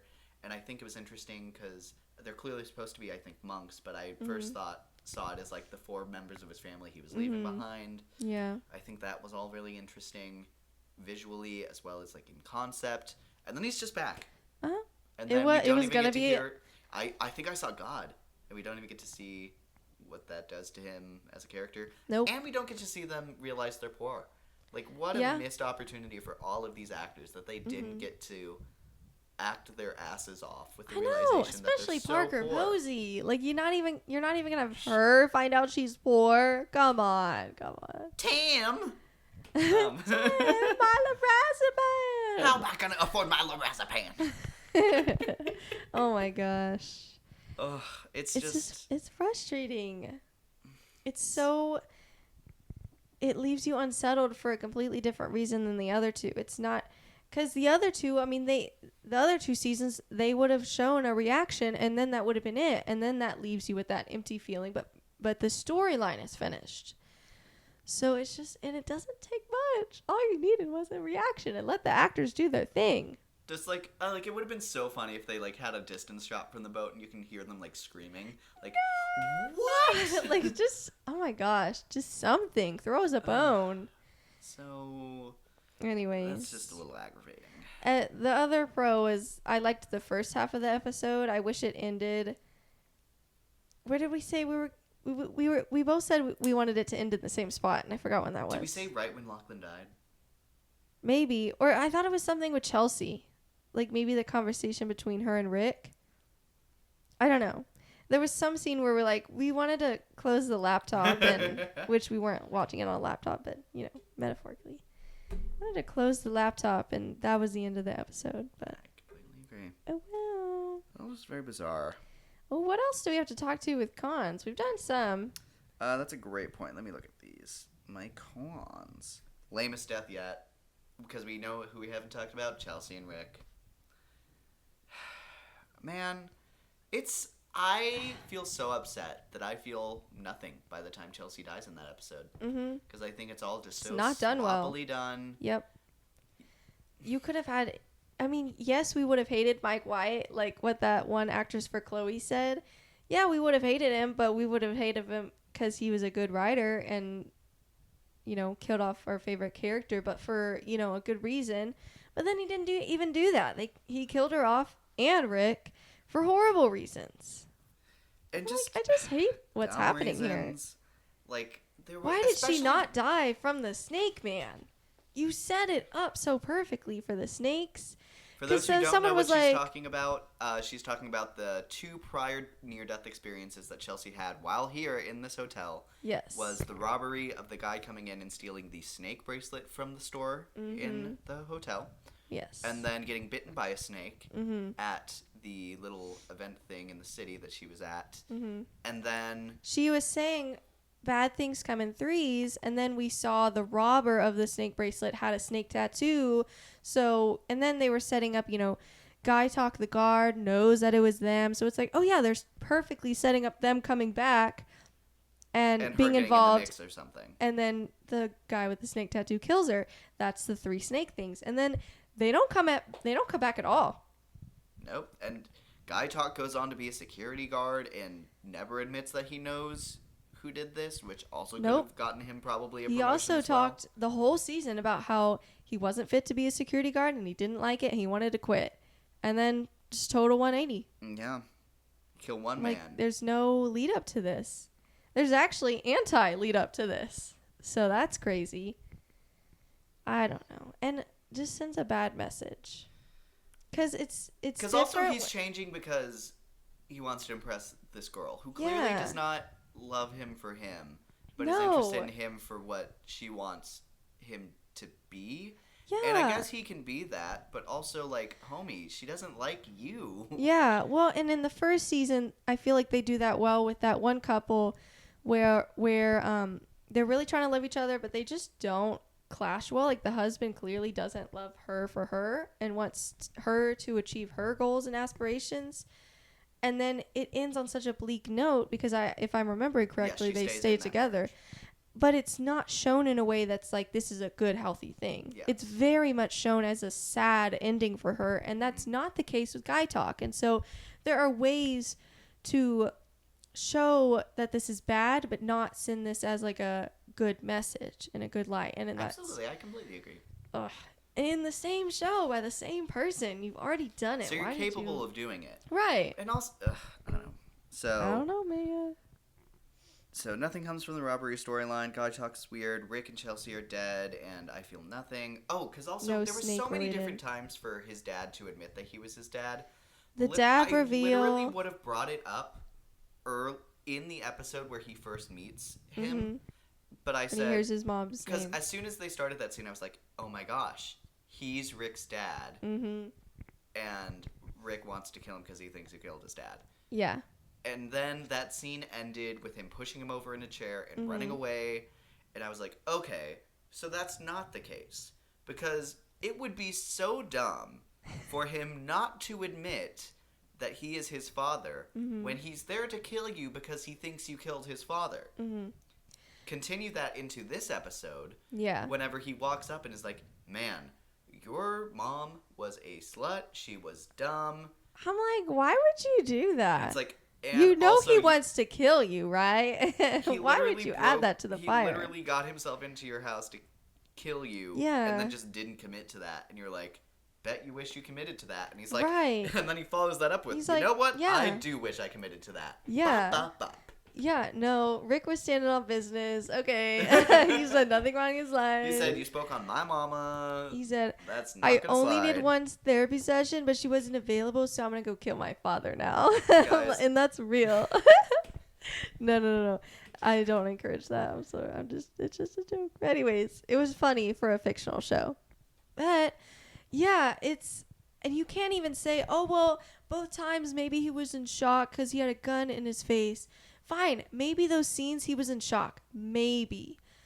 But then why would he before approach that, him? why would he approach him and antagonize him? That Yeah. was your moment to be like, I'm not in shock anymore. Like, this is clearly Let me an tell you unsafe something. individual that Exactly. you now know you're connected to Yep. some way. In a way that honestly would probably not be that hard to find out. Yeah. Like, there would be ways for him to figure this out, like, genetically even. Yeah. But you're not gonna throw him a bone to even, like, hint at that. You're just gonna antagonize No. him in a way that's like, Yeah. you wished you killed me. And it's... Yeah, it's like, And okay, this is then supposed to be some huge genius businessman who yeah. built up the nation of Thailand. I almost said Taiwan. Don't be I don't want Victoria. to be Victoria. And it's like, this is not the character who does that. Yeah. This is the character who threatens, but, you know, he also isn't armed. And it's... And then to have the audacity to threaten him with a gun. Oh, I have a gun. Why? Why would you do that? Why would you hate him? Especially if your whole thing was like, oh, you would hate your father because I'm your father. Then why antagonize him? Why threaten him with a gun? That doesn't make any sense. It's like they just threw that in to excuse why Rick was going to go kill him. And that's just so sloppy. I don't know, man. He sees Rick coming up with a gun and is like, oh no, the consequences of my actions. Let's Grab talk that about rascal, fellas. Let's talk about the last. Okay, wait. I think that was mostly what I said. And then also I had some notes about Belinda. Those were my two last things pretty much. A small thing about Saxon, but that was actually a pro if anything. So let's talk about Belinda and Zion. So Belinda and Zion, they officially get $5 million, and $5 they are million. now rich. And now Belinda Yep. is like, I don't want to do that anymore. I don't With want to I don't want to follow my dreams and open Poor chai. Love him. He's Porn so chai sweet. or whatever. Porn chai. I'll look it up. I feel like there's an in somewhere in there, but maybe it's not. My thing is, they tried to do such a clear parallel between what she's doing to him and what Tanya did to her. Except even the actress herself just came out and said, no, that's not a parallel because even though they clearly tried to make it a parallel, she even said, No, because it's not the same thing at all. She never committed to Porn Chai's offer at all. She just said she would think about it. Tanya was like all in. She was like, okay, when do we start? How much money do we need? What are we going to do with this? Where are we going to do it? You know, they were actively making plans. And then she was like, oh, well, I'm going to leave. That's a crappy thing. What Belinda was doing to Porn Chai, I mean, that's whatever. Never mind that she could have taken him with her, but whatever.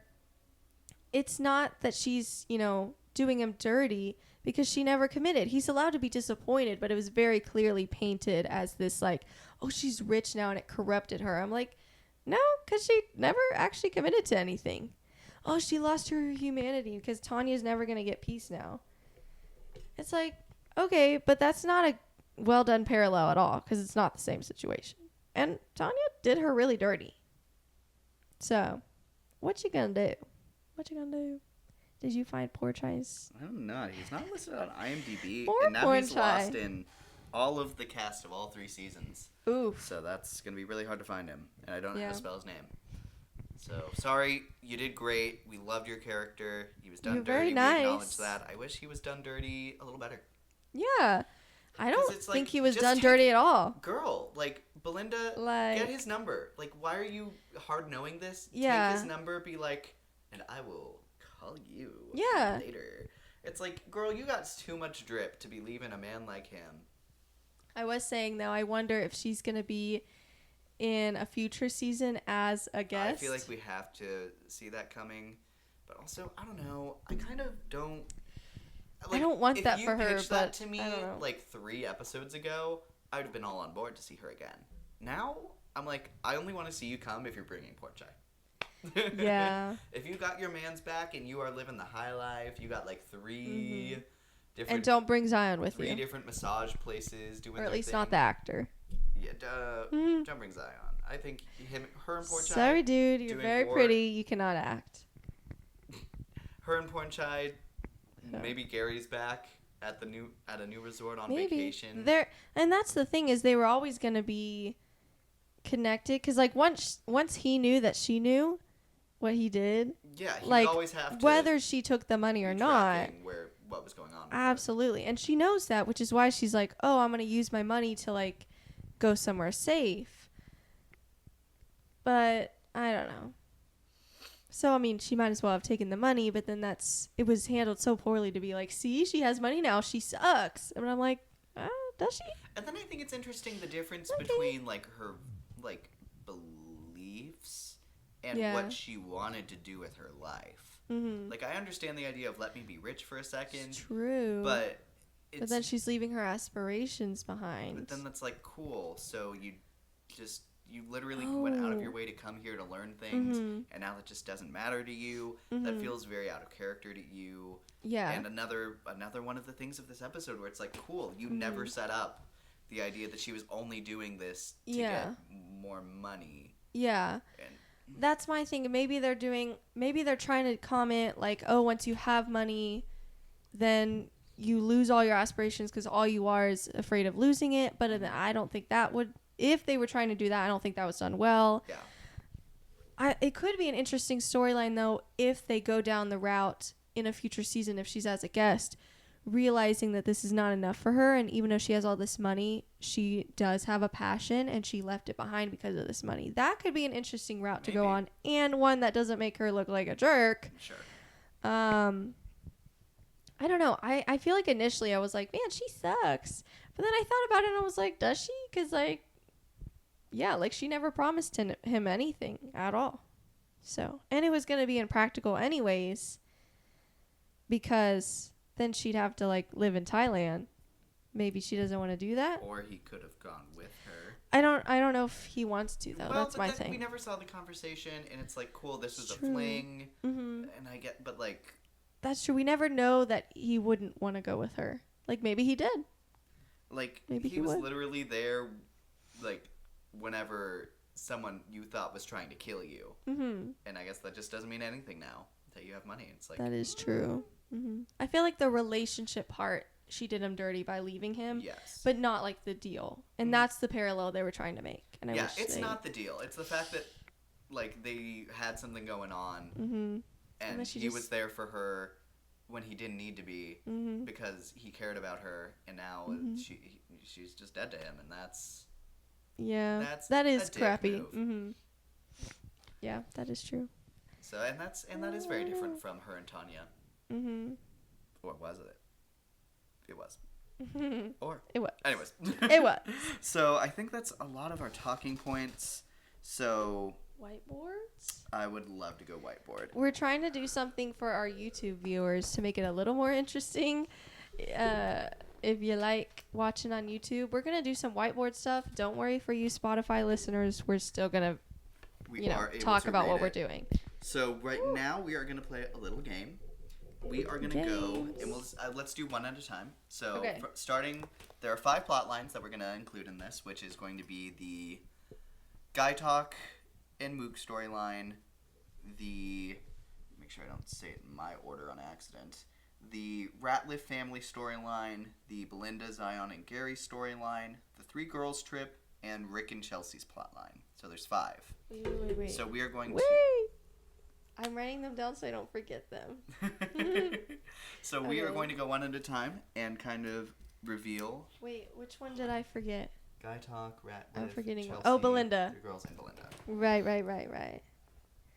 Okay, so one at a time. So are we starting with our 5th one and going up? Absolutely. Okay. Well, I think we know where this is going.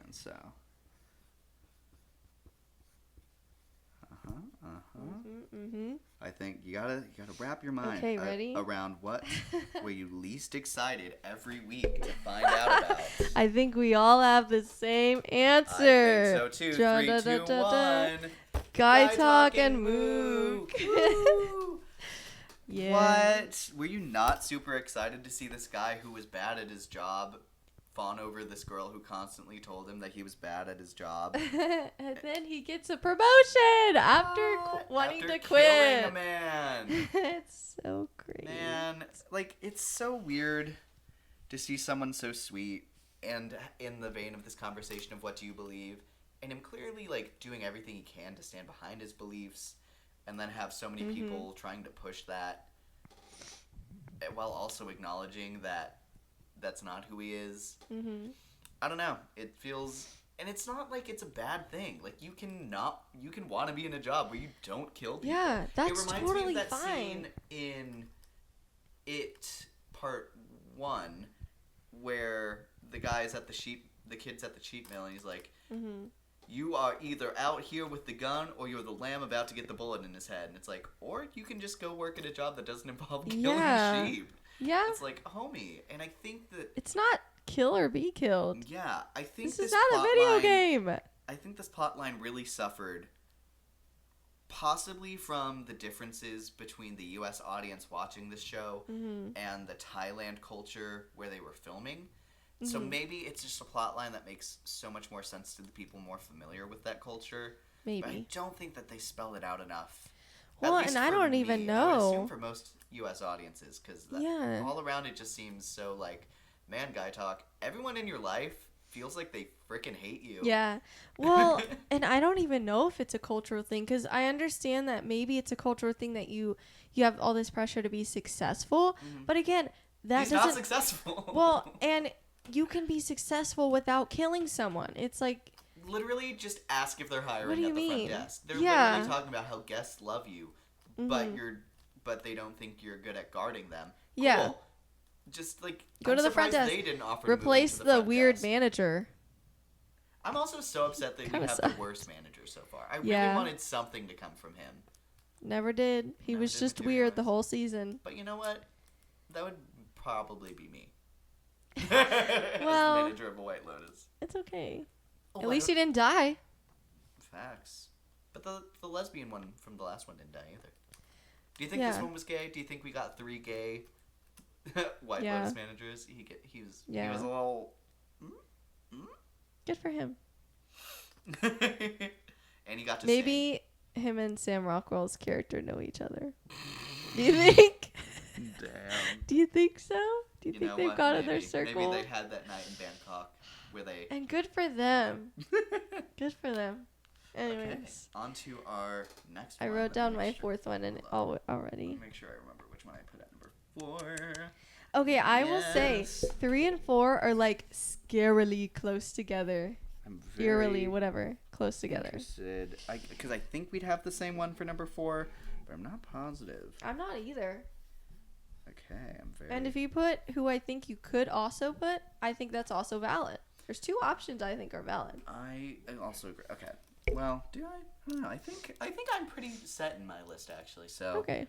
3, 2, 1. Belinda versus Gary. Yeah. I said and Zion, but yeah, the whole Gary thing. So yeah, it was just.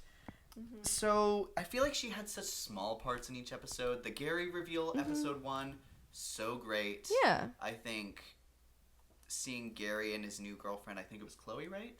Yes. I think it was really interesting to see that dynamic be explained to us, and then some great monologues with Gary wanting to watch her be with another person and always be just in the background of every scene. He had such a chilling presence. He's so funny. And then He's just a little Belinda guy. has a very uptight energy about her. So those two in any scene together was always really entertaining. But anytime Belinda was just talking about Gary, it felt a little goofy and A little goofy. And then, like we said, I think ultimately getting all that money for her made her character, or they chose to make the money make her unlikable, which I think was a bold choice considering that I think they clearly want to bring her back again. Yeah. It's a bad choice because they didn't lead up to it, and it doesn't. I don't know. And It then doesn't really Zion- feel like it makes sense for a character. I liked Zion for the one episode when he first got I liked there. the first episode and with then him. I immediately was like, cool, you keep wanting her to kill herself with this dude. Right. Like, Well, I'm there, Mom. I'm there. there's no way he can have Rolling 2 my bullets eyes. in that gun. Yeah. I'm like, but you don't have a weapon. He said, look at these guns. In Bah, public bah. at the party is one thing. Yeah. Because you're in public. But then to privately meet with him, I'm like, you better be lucky he not only didn't kill you, but also gave you the money you asked for. Because, man, what an ask. I loved Belinda's choking in that scene, though. Yeah, I do too. That was iconic. That was really cool. I liked that reveal that she was in on it, and that was her strategy.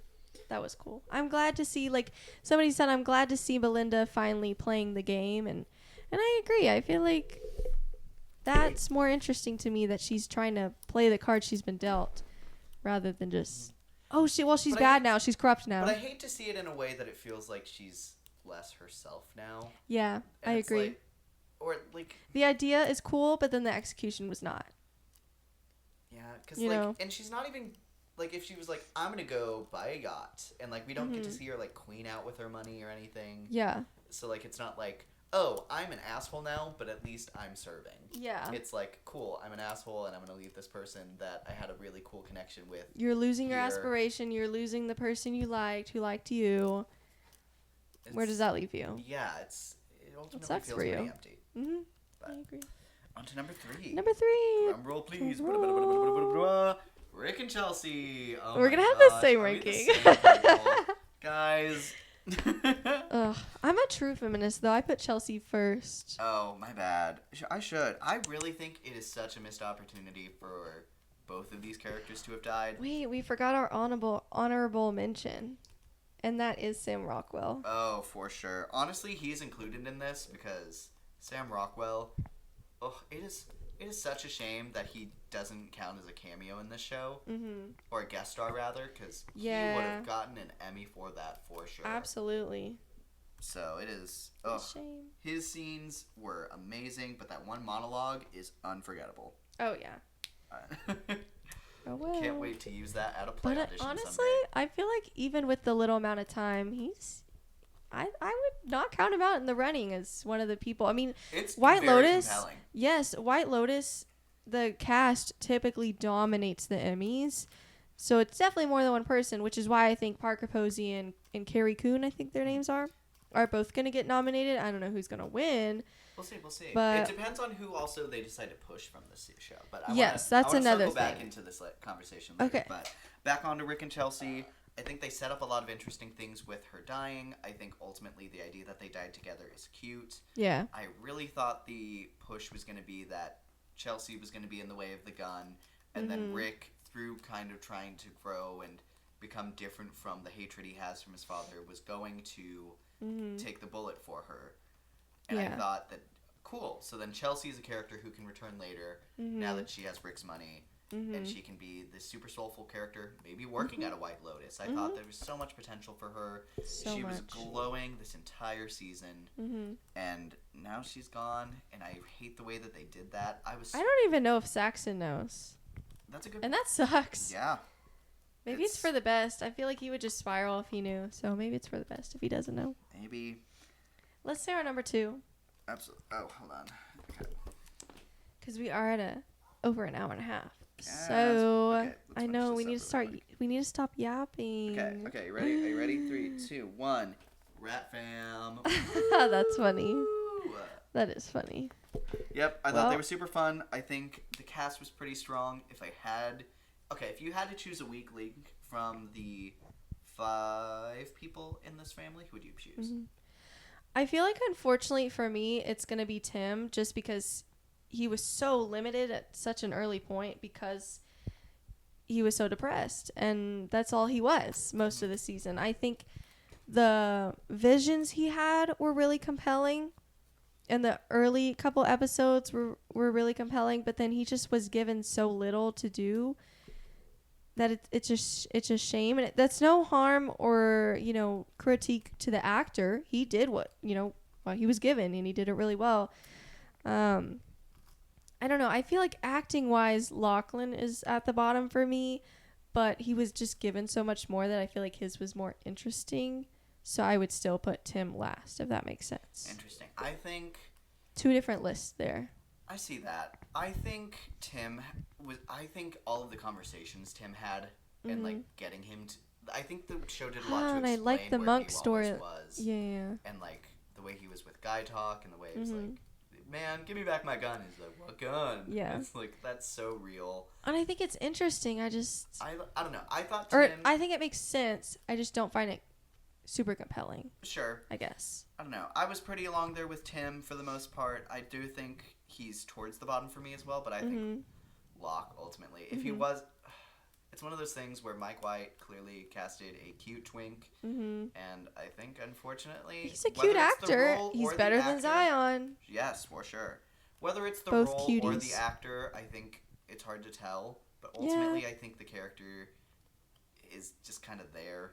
And the most interesting Well, it's hard because... Almost the most... Well, not the most interesting thing he did, because he got pretty close with his brother there. Woo! But... the conversation of being a people pleaser? Is that what you were going to say? I don't know. That ultimately, Or the I think death his character scene. just is kind of nothing. Interesting. By the end of it, he doesn't super have an arc. He's the most, like... That is true. His arc is the most unfinished out of all of them. I will agree on that. I don't know. I found it really compelling. I thought he was supposed to play this kind of... Gosh, I'm kind of a loser. I have no idea who I am. Like, I guess I should cling to my siblings. Weird kind of... I thought he played that really well. It's hard, though, because it's not super, like, likable. And then even Saxon, which you dislike him for most of the season, he just had such a great arc. And that's even when he's a bad person, he's so interesting that you almost just like, not that you don't care what he's doing, but you just like his storyline anyways, because at least it's interesting. With Lachlan's, it's like he's doing it really well. It's just so unlikable and I don't know. It's weird. It's interesting because I think we talked about Lachlan being on the scale between his 2 siblings, and it's like Saxon and Piper kind of switched places by the end of the show. Yeah. But he still stays He's left like with dead nothing. in the middle. Yeah. Like that not is good, fair. Not bad, not soulful, not unsoulful, truly just there. Almost died. That's the closest he's gonna get at a pina colada today. He'll never have a pina And he colada never ever had again. another Pina colada. But okay, and then And he always cleaned his blenders and all his dishes, and good for him. You should. Good lesson. So number 1 on our list, 3, 2, 1, girls Three trip. girls. Woo, woo. Woo. Those 3 girls killed it. It was honestly kind of reminiscent of his 3 sisters, I think, in a way. Yeah. Which I do love that movie a lot. It's on Netflix for those who have not watched it. I think Very it was good underrated film. at any awards show. I think it should have been an awards darling. But yeah, I've I already think messed up this they had a whiteboard. lot of heart of the show. I think they showed that you can have a shocking twist in your episode and have it be meaningful and powerful and still really well done. Mm-hmm. So, killed it. I think all of the actresses there did a really great job. Mm-hmm. Really fun time with them. I would love to see another girls trip of theirs, maybe with the added family drama. Yeah. That could be interesting if they were to be on a return trip. Ugh, I love the mention of her daughter, especially after you told me. I was like, ugh. What we could have had. Yeah. This is taking so long to erase. No kidding. These are 5 bigger erasers. Yeah. Anyway.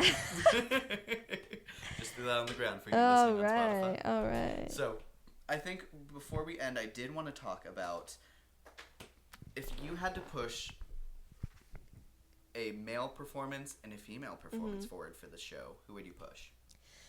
Personally, and this is maybe a hot take, because I think it's recency bias that's affecting a lot of people's opinions on what they would pick. The North remembers.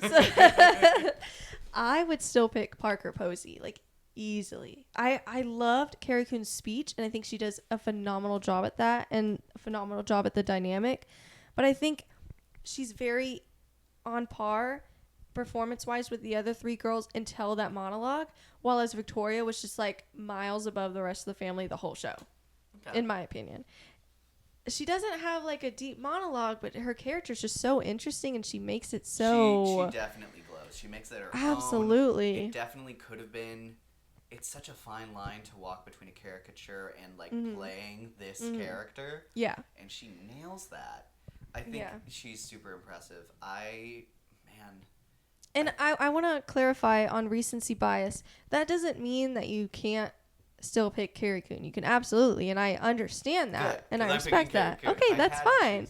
I really hope there's enough room on the Emmy circuit for both of them. Well, and I wanted to say, like, it'll be interesting to hear the conversation closer to that when it's been a while and it's sat on people, and maybe some people rewatch it. Because I think it'll be a case. I don't know. Because unfortunately, I think you don't have a huge moment to remember, other than like every time she pronounced lorazepam for Posey. She doesn't have like that monologue moment. I think people will remember Carrie's monologue. That is fair. And I'm not going to be mad if she's the one that's pushed, if she wins the Emmy. Absolutely not going to be mad. Maybe that's more things on a note to Mark White to maybe give your characters like a moment to potentially get their like Emmy flash. Yep. To be like, this is going to be the scene that they're remembered for. So hopefully, and then maybe if we have a All-Star season, maybe we will see the Ratcliffes again, and that'll be our time to shine. Where it's like, I pulled us up from the bottom. I had no lorazepam in my pocket. But I don't know. Very interesting. Any male performer that you would put forward? This might also be a hot take. Obviously, I would be fine with Sam Rockwell. However, I'm gonna say Patrick Schwarzenegger. He does such a great job, even though you hate him like most of the season. Yeah. Such a great arc, and he does that so well. When he has that look, I've seen people already comparing his look when Chelsea and Rick reunite, and he's like this, like, he's sad, but you can also see that he's healing because he's not mad. Yeah, like he's like almost happy for them. He's jealous for them. He wants that. I see the beauty there, and I want to be able to acknowledge and get that. And that's growth in itself because he wasn't acknowledging that earlier. And you know what's so great? He doesn't have to say that. No, it's all in the eyes and the face. He does such a great job, and people are comparing that to, and I don't remember her actress's name, but it's that lady that's in the Drop movie that's coming out this weekend. Her look when the one guy from season 2 is like, do you think there's something going on there? Talking about their husband and wife, respectively.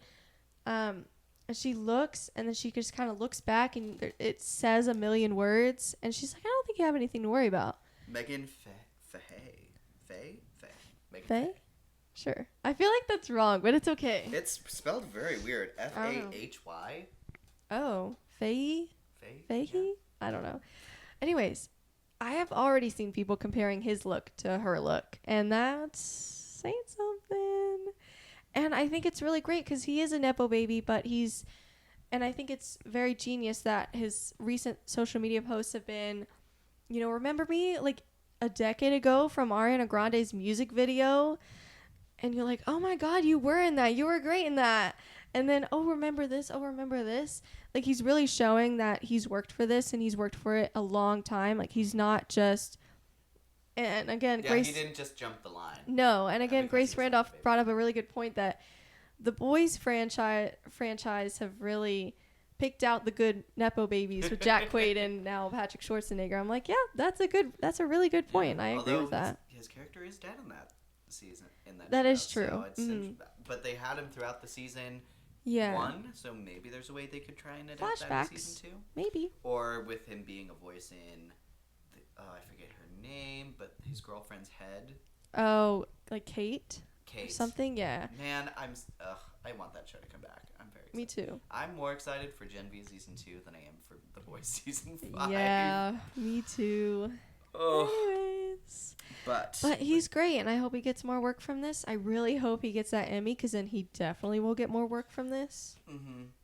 It's good another for thing him. where I think if he came back for another season, I think he... But then he did already go through his arc. I wish he had it. That was a great acting moment, but he doesn't have a monologue. It's interesting. But again... and then that line, no one's million gonna words. make you a man. He did have some great lines, though. He did. And he has a great arc, and that affected people, so... Okay. What about Chelsea? No, I don't think so. Okay, well, I was, I threw that out there, and It's okay. you shot me down. It's fine. You shot me down faster than Again, her. I feel like, unfortunately for her and Rick, the ending of their arcs just really are going to dampen their Emmy chances, unfortunately. And that's not the actress's fault. Mm-hmm.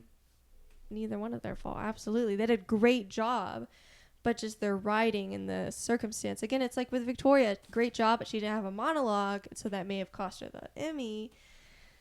So, yeah. And they just have you have 2 great female performances.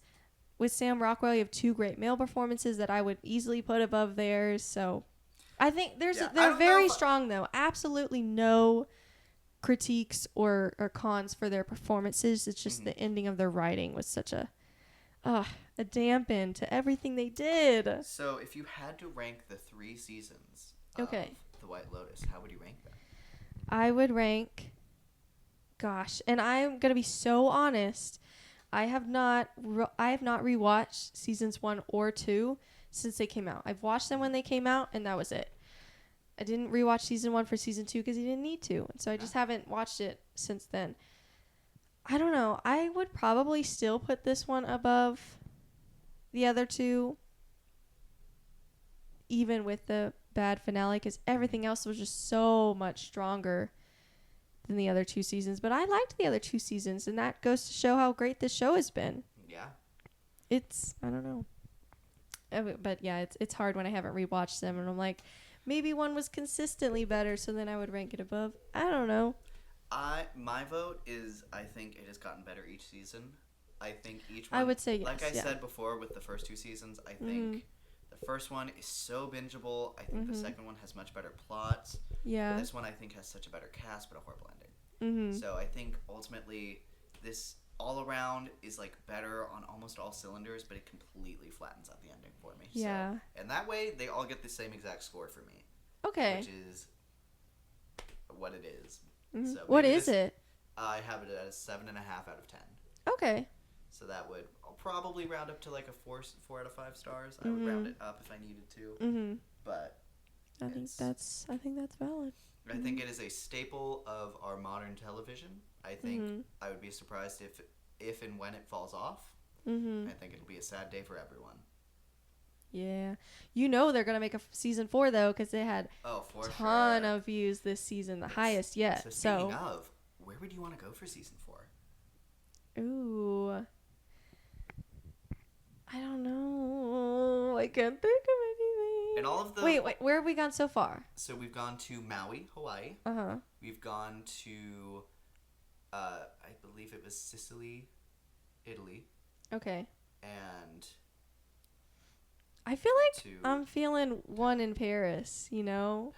Because you have that interesting dynamic where none of them are going to speak English or not that, French. And then you're going to have that moment where, because it's like a big stereotype that people in Paris are not kind to people who even are trying to learn French. And so I think that could present an interesting opportunity to have that moment of like, why are you being so mean to me? What about Japan? Do you think they have That could be cool too. I think they could have some beautiful visuals there. A lot of places. Oh, yeah, that's true. Like Tokyo. Tokyo. Oh, and imagine what that score would be. Or even like Barcelona, Spain could be fun. Spain. Ooh, Love Spain. Spain. I don't know. You could have London. I don't know. I don't know. I don't think. Or even like like an Ireland or something really green. Something fun and green. Ooh, that could be. Maybe really like interesting. maybe like a Sydney one, and there's some stuff going Yes. on in the outback. Ooh. A lot of good places. There's And some fun stuff. where do we think Mike White wants to vacation next? Well, 'Cause I heard someone mention Dubai. I think that's also a pretty valid option. Yeah. It reminds me of that one ad we keep seeing in theaters for don't remind me. go to vacation. Don't to Dubai. remind me. But so, can you think of name 2 actors you think would be great on another season? Ooh. Non-returning. That is a good question. I wish I had time to think. Okay, I feel like he might be too big for this show, but I just so want him to slay in this show, and I'm gonna say Coleman Domingo. I love him, right? Choice, actually. I love him. And then to go for someone younger, I kind of want to pick someone from like the Heartstopper cast, but I don't know who I would pick. You know who I would pick? Oh, go ahead. What is her name? Ingrid or something? That's not her name. Oh. The Money Pieces girl. Yes. Oh my God. She would be a great like rich Oh, why am person. I forgetting her name? Oh, what is her name? Poor girl. I love her though. I don't know. I wouldn't be mad for, or like, Tao. Is that his? Tao. He would also be great. Imogen. Yes. No. Those are the 2 that came to mind from that show. Thought. Mm-hmm. Kit Connor as a spoiled rich kid. Ugh. I think that would be so different from any other character he's played, and I would love to see that. That is Coleman true. Domingo is inspired. Yeah. I think the internet has said this. I want to see Elizabeth Olsen. Yeah, and I think someone said Gwyneth Paltrow too, and I think she could be great. Oh, she'd blend right. She's already out of 4 seasons somewhere getting ready. I will say, we have had a lot of warm locations, and so I wonder if we could do like a cold location. Mike White doesn't like cold locations. Okay. That would be so fun though, but it's fine. I would agree. That would make things interesting. But also, when you were talking about younger, I was thinking about some other young actors. Maybe we know she's going to be in Spider-Man. Maybe Sadie Sink? I knew you were going to say that. I knew you were going to say that. I Also, think, people from the Stranger Things. Whale, so clearly she can do some work there. I think that would be very fun. And Those some are great synergy with Spider-Man. choices. I think we have some great pitches there. So, because like I think the whole point is that you want somewhat known actors, but not A-list actors. Sure. That's my thing. That's why I'm like, Coleman Domingo walks the line because he's a war, but I think he's more people need to be talking about Coleman. Yeah. Domingo. I agree. That's what I mean. Is like that could be his like Emmy moment. Elizabeth Olsen, but I need more people to be watching Elizabeth Olsen. I agree. Because she is doing so much good work outside of the MCU. And Aubrey Plaza was in it. What about Catherine Hahn? That could be fun. That's fun. Ugh. Pick up your phone, Catherine. Please. And I love. You don't have to be Mother Gothel now. It got canceled. I love this is the your Knives Out moment. franchise, but they completely wasted her there. I agree. Put her in here, same vibe. So agree with that. Oh. Ooh, or even like Will Poulter. Now that I'm thinking about actors that deserve more. Ooh. Oh my gosh. Oh my God, we're this is our season. This is our cast. Hire us, Mike White. Make a pitch. Anyways. That'll be great. Oh my God, we've got to shut up now. We're almost at 2 hours. I'm so sorry, y'all. We had a lot to talk about. We hope you guys enjoyed our conversations. We really enjoyed watching The White Lotus. Hopefully you were watching along with us. Yeah. So hopefully you had a lot of fun with us. If catch up whenever you have time. Up so you can hear our pitch and tell us how great it is. Yeah. You've got plenty of time before season 4, and even then, you don't have to watch them before season 4. So just watch it whenever you can. Yeah, unless It'll be it's a great an all-star watch. season. That is true.